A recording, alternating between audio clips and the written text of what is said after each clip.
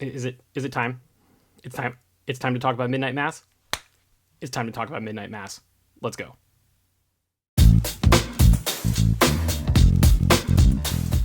Hey, what's up, everybody? Welcome back to another episode of The Real Heroes Show. Cory with you here in this video, and I was lucky enough to attend a virtual screener of Netflix's Midnight Mass this week. Got to see the first 2 episodes of this show, directed by Mike Flanagan. Very excited to talk about it. I have taken notes. There is a lot to discuss. I'm not going to give away any major plot details, but if you are going into this show completely blind, fully understand, turn away, come back and check this out some other time. So, Midnight Mass. It is a Netflix miniseries that, like I said before, is directed by Mike Flanagan. He is famous for things such as Hush, Gerald's Game, Doctor Sleep, and The Hauntings of Hill House and Bly Manor, which both of those 2 shows obviously were major successes for Netflix. One is even a Halloween Horror Nights house at Universal Studios Orlando and Hollywood this year.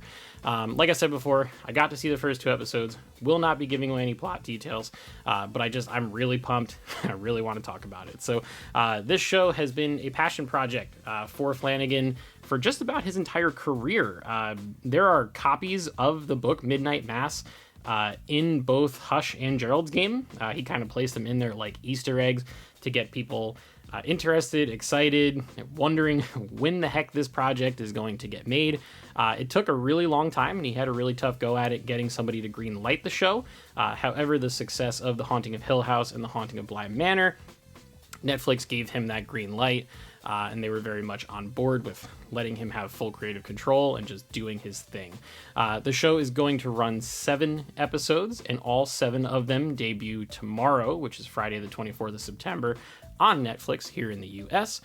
The show is also one of, if not the very first shows completely produced and filmed during the pandemic era. So groundbreaking behind the scenes in terms of just what it takes to put something like this together with a large cast, indoors, close proximity to each other, and not get anybody sick. And reportedly, they did not during their entire production. They were doing testing almost every single day, and depending on the type of scene they were filming, every single day, every single member of the cast.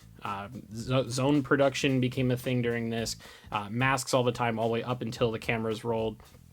Really interesting stuff, and also kind of a feat considering that larger productions from larger studios have had quite a bit of difficulty getting this to go. So big kudos to them for keeping everybody safe, being able to build their art and their craft, and then we have it to enjoy. So the plot synopsis, I'm going to read it out to you. It says, "The arrival of a charismatic young priest brings glorious miracles, ominous mysteries, and renewed religious fervor to a dying town desperate to believe." And that is basically what you see in these first 2 episodes. They mostly serve to build out the world, introduce you to all the main characters, and in true Flanagan fashion, introduce some mystery and horror and put that in the mix and just kind of make your skin crawl a little bit.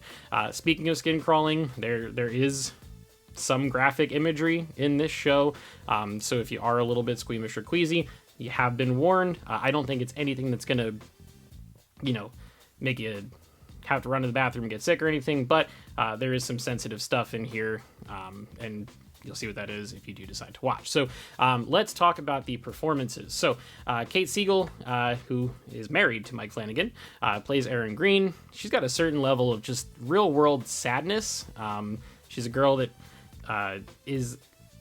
I don't want to give too much away, but she's gone through some stuff in her life that has brought her back to a place where she doesn't necessarily want to be, but she has just enough optimism to make you think that somewhere during this show that is all going to get completely snuffed out, which is just fantastic. Zach Gilfrod plays Riley Flynn. He has also gone through some pretty serious stuff that I do not want to spoil, but he is a man that has a lot of conflict with religion and the man upstairs, which is a central theme of this show. It's something I'm very excited to see play out with his character. Rahul Kohli reunites with Mike Flanagan after his turn in Haunting of Bly Manor. He plays Sheriff Hassan. He is the main law enforcement on this island. He's also a practicing Muslim, which really complicates things on an island full of devout Catholics. He brings an extremely calming real presence to every scene that he's in, and I really can't wait to see how his character progresses. It's one of the more fascinating things, I think, from these first 2 episodes. And lastly, I would like to highlight Samantha Sloyan as Bev Keane.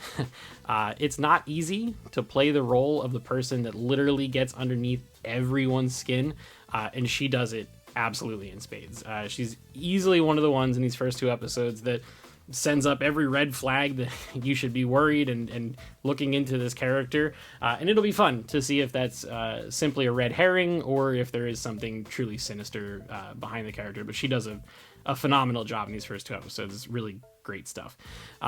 Production-wise, if you have seen any of Mike Flanagan's other work, you'll know that you're in for a treat visually. I don't want to give too much away, again, because I want you guys to be able to experience this when you watch the show for the first time. But the first episode is dovetailed by 2 shots that are mirror images of each other.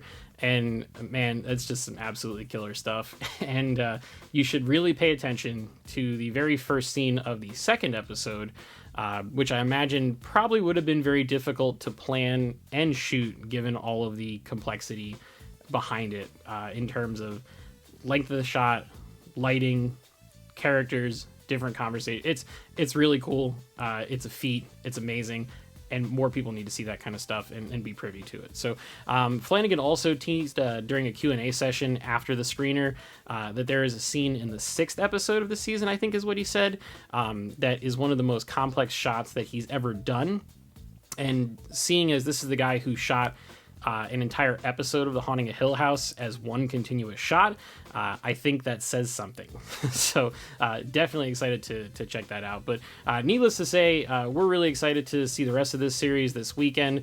We will be doing a review of the full series next week with spoilers, so we can dive in once everyone has had the chance to see it.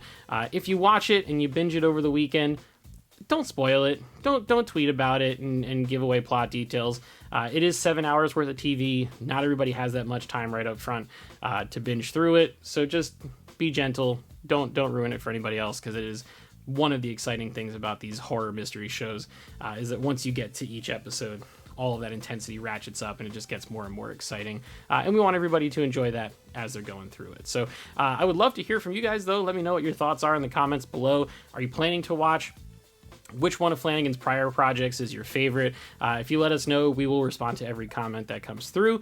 If you want to support the channel, you can do so absolutely for free. Just go ahead and click that like button, subscribe to the channel if you haven't already, turn on your notifications, and share the video with your friends. You can also check us out on social media. We are on Twitter and Instagram at Real Heroes Show. And we got a lot coming up next week. Nick is reviewing the first 3 episodes of Doom Patrol. We're going to have a review of the 10th episode of Ted Lasso. The first 3 episodes of Foundation on Apple TV are coming out, and we're going to be talking about that. And then, of course, the full series review for Midnight Mass and Marvel's What If. We also had a video that posted earlier today reviewing every episode of Star Wars Visions in less than 2 minutes apiece. So go ahead and check that out, too. Be on the lookout for all of those things and so much more. Until next time, we'll see you guys in the next video.